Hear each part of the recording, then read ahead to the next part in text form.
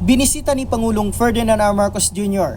ang nagpapatuloy na Oplan kontra Baoque, Naga City nitong Sabado, February 21. Layunin nito na tugunan ang matagal ng suliranin sa malawakang pagbabahang dulot ng malalakas na ulan, hindi lang sa lungsod, kundi sa buong reyon ng Bicol.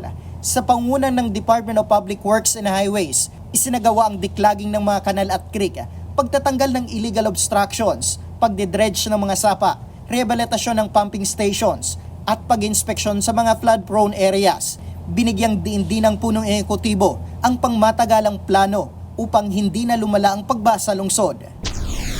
Dahil nga it is may Bicol River Basin, ang plano na talaga pwede natin gawin, na kailangan natin gawin, ay kailangan natin mahuli, dapat ma-koleksyon na yung tubig bago pa bumaba sa basin.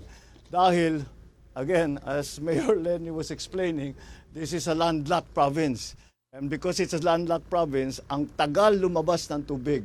So wag na natin sana papasukin. Bukod sa pag-inspeksyon ng Pangulo sa Oplan kontra baha, binisita rin ng Pangulo ang Jesse Robredo Coliseum na nagsisilbing evacuation center tuwing may kalamidad.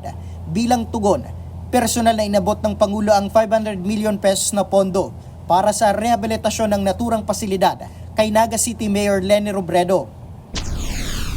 Kasi pinakamalaking problema talaga sa amin yung baha. Ito yung major na evacuation center sa amin, pero nakita niyo naman yung itsura.